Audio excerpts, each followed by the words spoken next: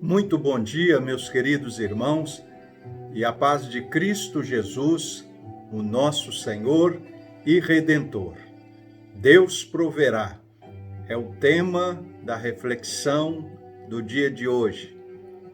E nós vamos ler o texto no Evangelho de Mateus, o capítulo é de número 22. O versículo é o de número 37.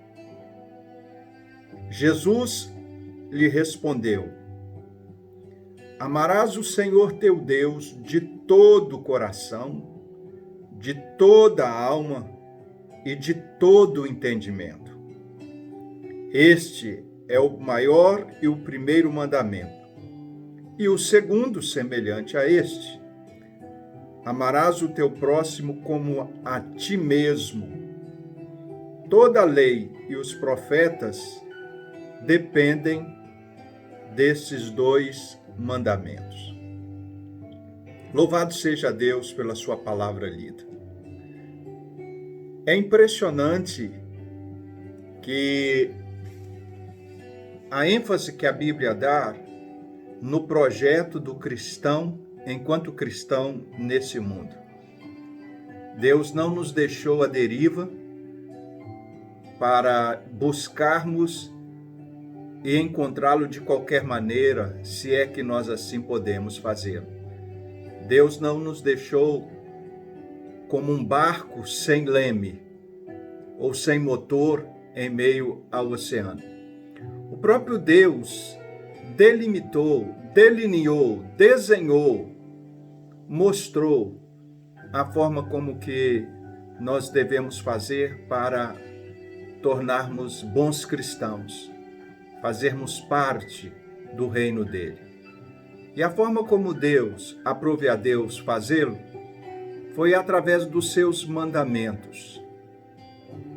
É como um pai que diz aos filhos: eu gostaria que a coisa acontecesse desta e desta e desta maneira. Deus, como pai, também está dizendo aos seus filhos: para que vocês sejam bons filhos e bons cristãos, é necessário que vocês obedeçam os mandamentos.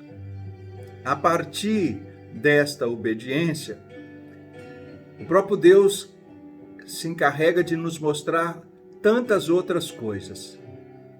E para tanto, ele nos deu uma série de mandamentos, de ensinamentos, de ordenanças.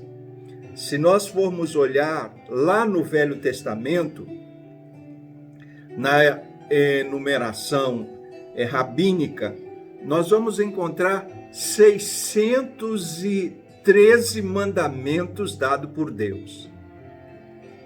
613 mandamentos dados por Deus. Digo isso porque às vezes nós temos dificuldade de obedecer este ou aquele. Lá no Velho Testamento, Deus assim considerou essa quantidade. Em Moisés, ele praticamente resumiu essas centenas de mandamentos em os 10 conhecidos mandamentos de Deus, universalmente conhecido. Deus considera ainda da mesma maneira: se vocês quiserem ser meus seguidores, meus filhos, obedientes, se vocês quiserem uma vida reta, uma vida de paz, uma vida harmônica, uma vida de interação e de paz entre vocês mesmos, obedeçam os 10 mandamentos. E se nós pararmos para observar, nós vamos ver que toda vez que o homem está triste ou deixa alguém triste, é porque ele violou ou está prestes a violar um desses princípios. Então Deus sempre sabe o que ele nos pede e por que ele nos pede. Afinal de contas, foi ele que nos criou. Ele sabe a respeito do que precisamos e do que não precisamos, do que nos é útil e daquilo que não nos é útil. Mas interessante que em Jesus, ele praticamente agora resume esses 10 mandamentos em 2. E foi exatamente o que ele considera aqui quando questionado. Jesus coloca diante de nós, não que ele aboliu os outros mandamentos dados por Deus, não que ele aboliu os 10 mandamentos, mas ele coloca aqui uma condição interessante em apenas 2, porque se nós estivermos cumprindo-os, exercendo, praticando-os, praticamente nós estamos obedecendo todos os outros e alegrando o coração de Deus. Muitas pessoas dizem amar a Deus, mas têm dificuldade em praticar os ensinamentos que Deus as deu para praticar. Uma forma que demonstramos amor a Deus é obedecendo os mandamentos que Ele nos deu, praticando-os em nossa vida. É o que Jesus está tentando nos ensinar aqui, e ao fazer isso, nós estaremos obedecendo. Interessante que, ao resumir esses mandamentos, Jesus nos coloca diante de uma questão muito interessante para nós. Ele vai nos falar sobre o maior de todos os mandamentos. Ele vai falar sobre o amor. Ele vai estar aqui considerando que quando nós amamos a Deus, nós não vamos ter dificuldades de cumprir o mandamento de Deus. Quando nós amamos o nosso próximo, nós não vamos ter dificuldades de cumprir o mandamento de Deus. Nós vamos observar aqui que o texto chama a nossa atenção para amarmos a Deus acima de todas as coisas.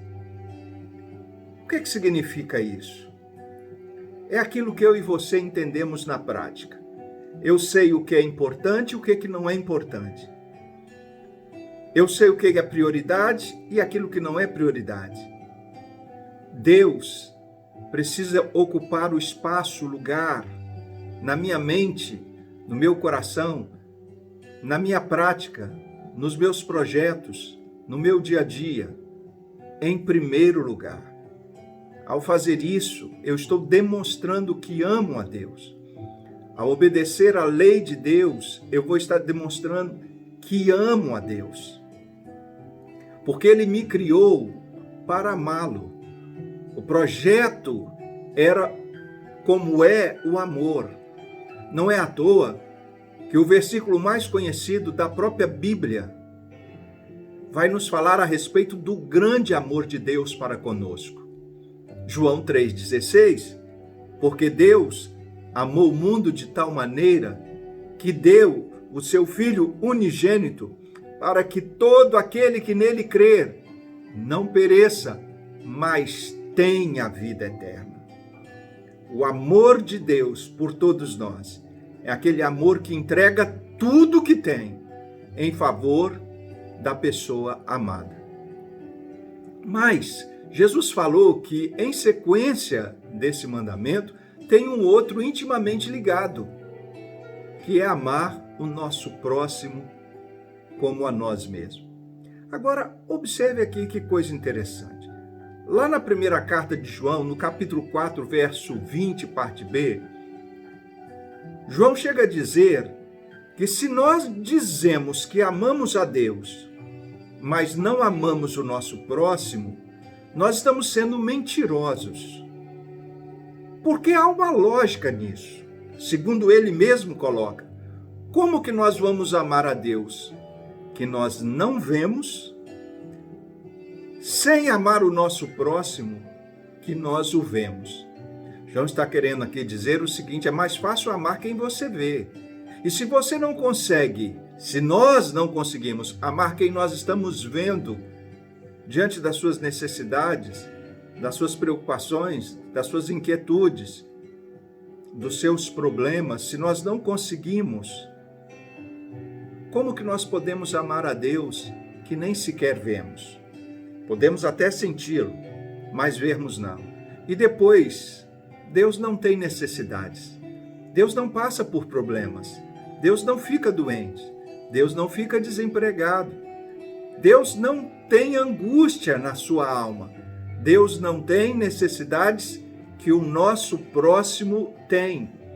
Então, Deus colocou uma questão bem interessante diante de mim e de você. Quem precisa de médico são exatamente os enfermos. Quem precisa ser amado é exatamente quem tem essa necessidade próxima de nós, que somos os seres humanos. E o texto aqui chama a nossa atenção que nós devemos de fato demonstrar amor para com o nosso próximo nos seus momentos de maiores tribulações, nos seus momentos de angústia, no seu momento de aflição, momento de necessidade.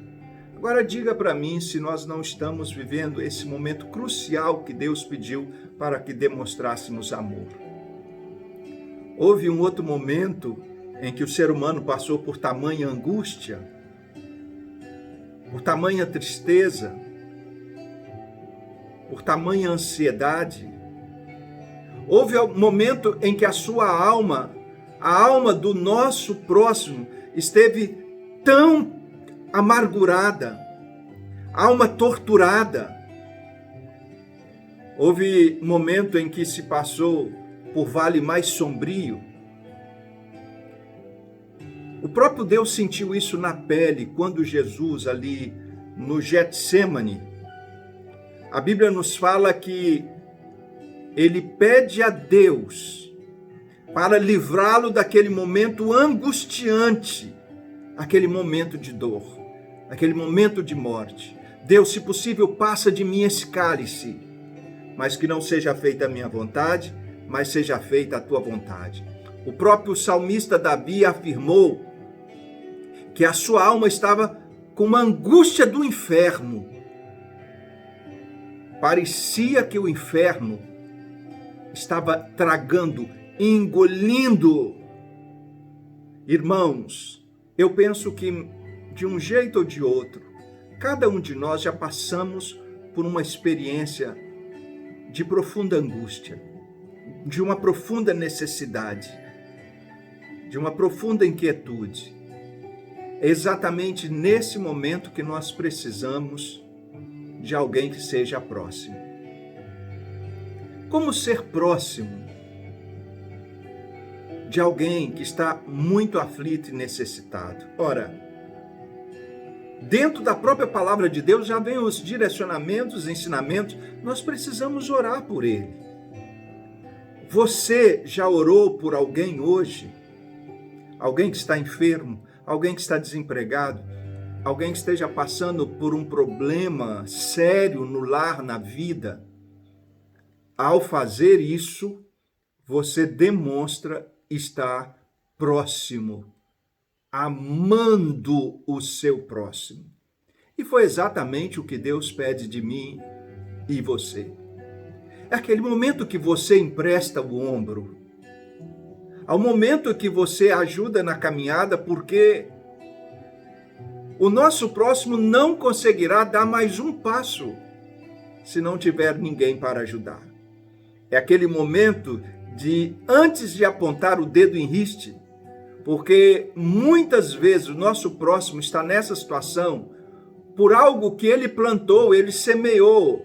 Mas e daí? Nós vamos virar as costas? Então, nós não estamos demonstrando amor ao próximo. Por mais que estejamos demonstrando o nosso amor para com Deus. Deus está querendo nos dizer que mesmo aquele próximo caído, ele ainda tem uma alma. E aquela alma foi dada por Deus. Aquele espírito que Deus lhe deu ainda é a imagem e semelhança de Deus. Deus quer que nós possamos vê-lo naquele ser humano que foi criado à sua imagem e semelhança. E quando nós o amamos, independente da sua situação, é aí que nós vamos estar amando a Deus. Amando aquele que é a imagem e semelhança de Deus. que está necessitado, nós vamos estar verdadeiramente amando a Deus, porque aí vamos estar demonstrando amor.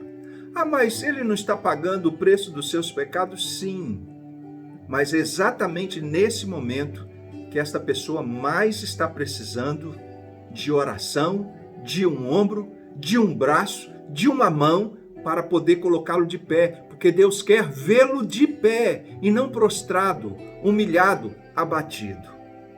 Foi assim que Jesus fez conosco, porque Deus amou o mundo de tal maneira que deu o seu Filho unigênito, para que todo aquele que nele crê não pereça, mas tenha a vida eterna.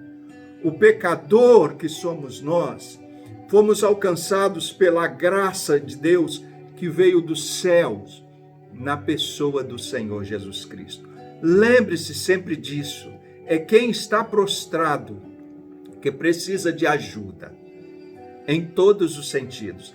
Jamais compactuar com o erro, jamais se associar ao erro, porque Deus não ama o pecado, mas ama o pecador. E a lição que Jesus quer nos ensinar aqui é a mesma. Jamais compactuar com o erro, mas amar aquele que está errado, até que ele possa, então, estar em condições de estar de pé, adorando o Rei dos Reis, o Senhor dos Senhores. A minha oração nesta manhã é que Deus possa dar a você e a mim também um coração aberto, grande, do tamanho do coração de Jesus, para amar o nosso próximo, assim como ele amou, assim como Deus nos ama, assim como dizemos que amamos a Deus. E que Deus em Cristo nos abençoe de uma forma muito especial nesse dia. Deus proverá. Louvado seja Deus, porque o nosso Deus proverá.